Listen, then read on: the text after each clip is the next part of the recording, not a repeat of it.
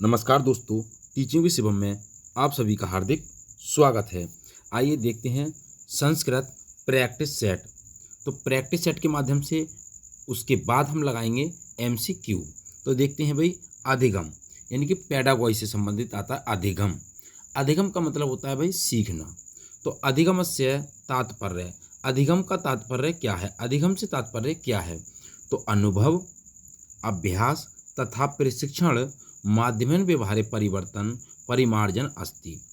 अधिगम से तात्पर्य क्या होता है? तो अनुभव द्वारा, अभ्यास तथा प्रशिक्षण के माध्यम से व्यवहार में परिवर्तन या परिमार्जन ही क्या कहलाता है? अधिगम कहलाता है। यह सीखना कहलाता है। अधिगम एका प्रक्रिया अस्ति यो निरंतर चलती। अधिगम एक प्रक्रिया है जो निरंतर चलने वाली प्रक्रिया है। तो अधिगम कैसी प्रक्रिया है? तो निरंतरम चलती यानी कि निरंतर चलने वाली प्रक्रिया है। नवीन ज्ञानार्जन करना, विभिन्न प्रकारेण एकत्रितम ज्ञानम व्यवहार कौशलम तथा मूल्याना तथ्याना संश्लेषणम अधिगम कथ्यते। नवीन ज्ञानार्जन करना, विभिन्न प्रकार से एकत्रित करना ज्ञान के लिए, जो हमारा व्यवहार कौशल है तथा उसका मूल्यांकन करना, तथ्यों को समझना और उनका संश्लेषण करना ही अधिगम कहलाता है। आइए आगे देखते हैं। नेक्स्ट की बात करें, अधिगमस्य सामान्य उद्देश्य। अधिगम के सामान्य उद्देश्य क्या क्या हैं? तो सामान्य एवं व्यावहारिक ज्ञान वृद्धि कारणम, सामान्य और व्यवहार में ज्ञान वृद्धि करना, छात्राणां मध्य तर्क शक्ति क्षमताया विकासार्थम। तो जो अधिगम के सामान्य उद्देश्य होते हैं, छात्रों के मध्य तर्क शक्ति की क्षमता विकसित करना, ये क्या कहलाते हैं? अधिगम के उद्देश्य हैं। अगला है शिक्षण अधिगम प्रक्रिया। शिक्षण अधिगम एक प्रक्रिया है, सर्व महत्वपूर्ण है। घटक शिक्षार्थी, इसका सबसे महत्वपूर्ण घटक जो है वो छात्र है। क्या है? शिक्षार्थी अस्ति, छात्र है। संपूर्ण गतिविधि, पूरी गतिविधि तस्योपरि स्वकेंद्रता नियोजिता अस्ति। संपूर्ण गतिविधि के माध्यम से स्वयं को केंद्रित करना या नियोजित करना ही क्या कहलाता है? अधिगम कहलाता है। शिक्षार्थी केंद्रित शिक्षा अधिगम, शिक्षार्थी जो होता है वो केंद्रित होता है शिक्षा अधिगम के लिए। प्रक्रियापि केंद्रता भवति, वो केंद्र में रहता है। यानी कि भाई शिक्षा किस पर आधारित है? बच्चे पर आधारित है। किस पर? छात्र पर आधारित है। शिक्षण अधिगम गतिविधि, शिक्षण एक गतिविधि है। अभिज्ञानार्थम तीर्ण स्तरीय संति, अधिगम के 3 स्तर बताए गए हैं। गतिविधि के 3 स्तर बताए गए हैं कि भाई शिक्षण अधिगम की जो गतिविधियां हैं उसके 3 स्तर हैं। कौन कौन सी हैं? पहला है स्मृति स्तरम, बोध स्तरम और चिंतनशील स्तरम। स्मृति स्तर, बोध स्तर और चिंतनशील स्तरम। आइए नेक्स्ट, ये तीनों स्तर आपको याद रखने हैं। अगला है विकास और इधर है अधिगम। विकास क्या होता है? अधिगम क्या होता है? तो अयम परिवर्तना, यह परिवर्तनशील है। एका प्रगतिशील है। व्यवस्थिता चा श्रृंखलाया, व्यवस्थित रूप से उसकी श्रृंखला संदर्भित करता है। यो जनाना जीवते घटती बाल्यकालता वृद्धावस्था पर्यंत वर्धती। ये विकास जो होता है बच्चे का जन्म से लेकर बाल्यकाल से होता हुआ वृद्धावस्था तक निरंतर बढ़ता रहता है। विकास ये कभी न रुकने वाली प्रक्रिया है। अयम एका प्रक्रिया, ये जो प्रक्रिया है, सीखना क्या है?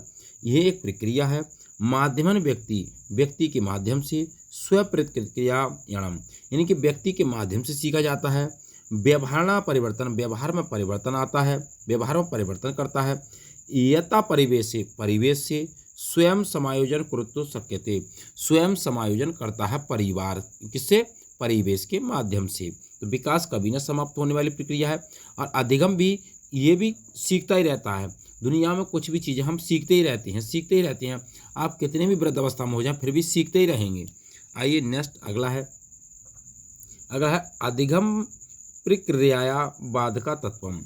अधिगम की प्रक्रिया में बाधक तत्व कौन कौन से हैं ये आपको देखना है। तो हम बात करें भाई संवेदना प्रत्यक्षीकरणम, संवेदना और प्रत्यक्षीकरणम।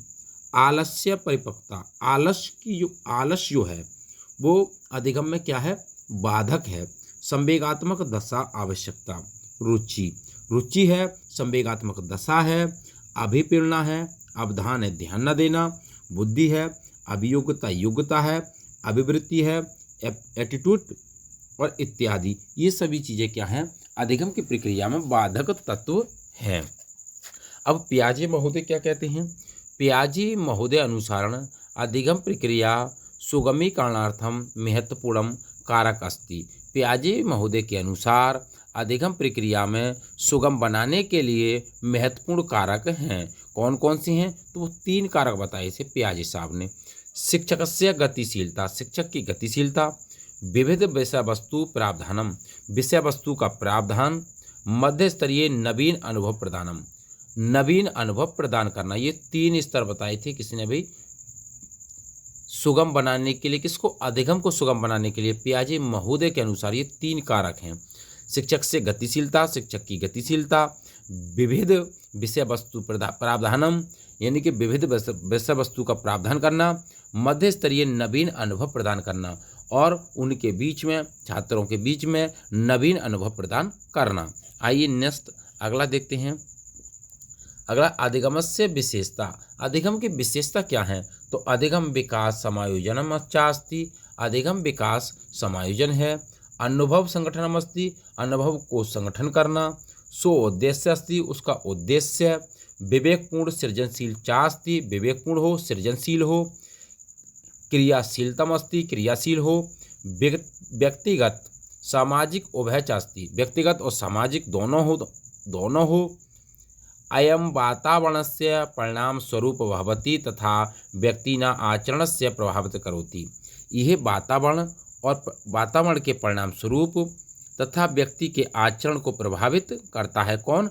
अधिगम की विशेषता के अंतर्गत आता है। नेक्स्ट अगला है अधिगमस्य प्रतिफलम, अधिगम का प्रतिफल क्या है? व्यवहार परिमार्जन, व्यवहार में परिमार्जन करना। ज्ञानात्मक, भावात्मक या क्रियात्मक रूप से, या क्रिया रूप से। तो ज्ञानात्मक रूप से, भावात्मक रूप से या क्रियात्मक रूप से। अगला है दूसरा शिक्षण अधिगमस्य लक्ष्यमानं प्राप्ति, शिक्षण अधिगम जो होता है वो लक्ष्य को प्राप्त करने के लिए प्रतिफल होता है। जीवन लक्ष्य प्राप्ति सहायकम, जीवन का लक्ष्य प्राप्त करने में ये सहायक है। अगला है चौथा कहता है व्यक्तिगत से अधिकतम सर्वोत्तम विकाले, यानी कि व्यक्तित्व में अधिकतम, अधिक से अधिक सर्वोत्तम है ये। कौन? अधिगम, सीखना। नेक्स्ट अगला है, आइए आप देखते हैं हम ऑब्जेक्टिव टाइप क्वेश्चन, कितना आपने सीखा।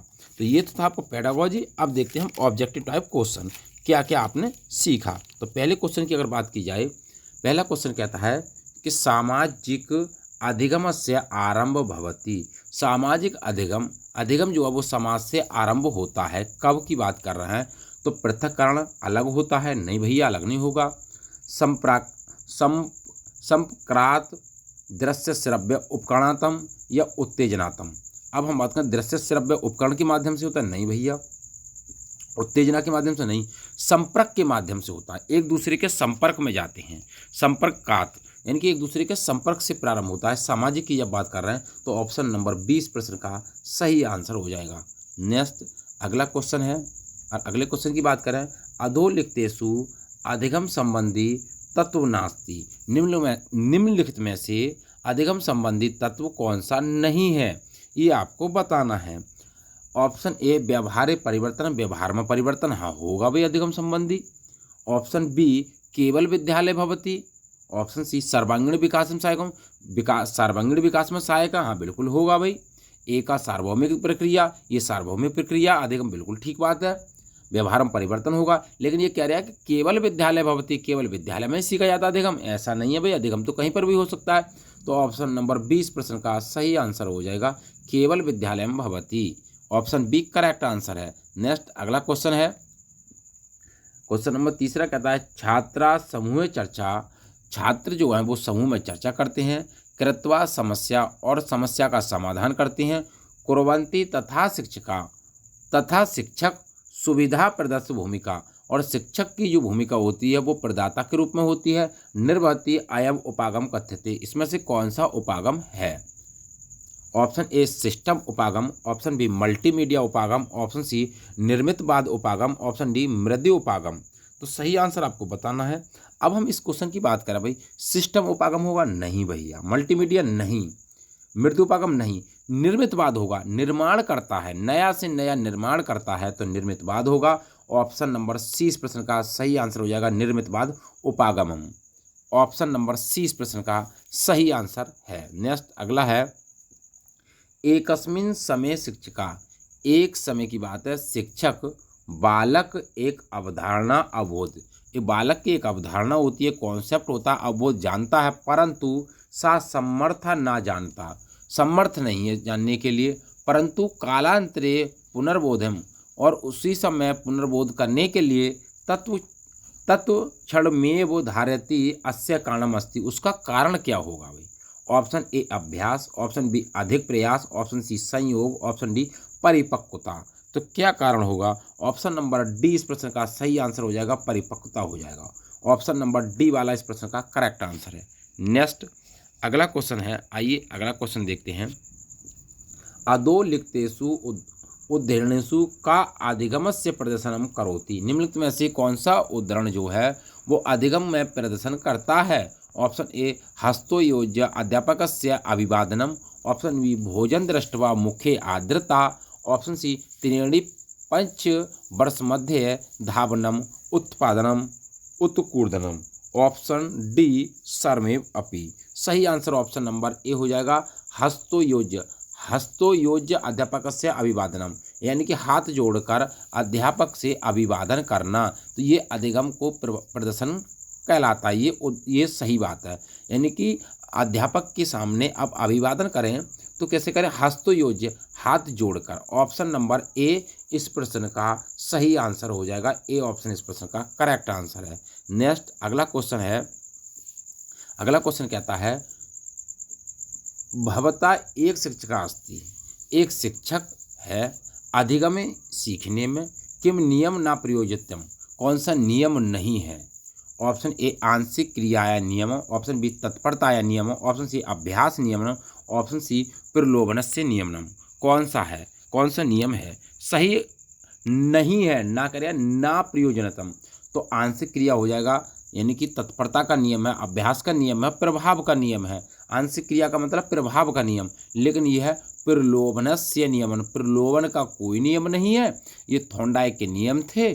ऑप्शन नंबर डी इस प्रश्न का करेक्ट आंसर हो जाएगा, प्रलोभनस्य नियमनम। ऑप्शन डी करेक्ट आंसर है। तो उम्मीद करता हूं दोस्तों संस्कृत पेडागोजी से संबंधित जो महत्वपूर्ण फैक्ट थे आपको अच्छे लगे होंगे और क्वेश्चन भी आपको अच्छे लगे होंगे। यदि वीडियो आपको अच्छी लगी हो तो वीडियो को ज़्यादा से ज़्यादा शेयर करें और लाइक करें और कमेंट बॉक्स में अपना सुझाव अवश्य दें। चैनल पर नए हैं तो चैनल को सब्सक्राइब करें।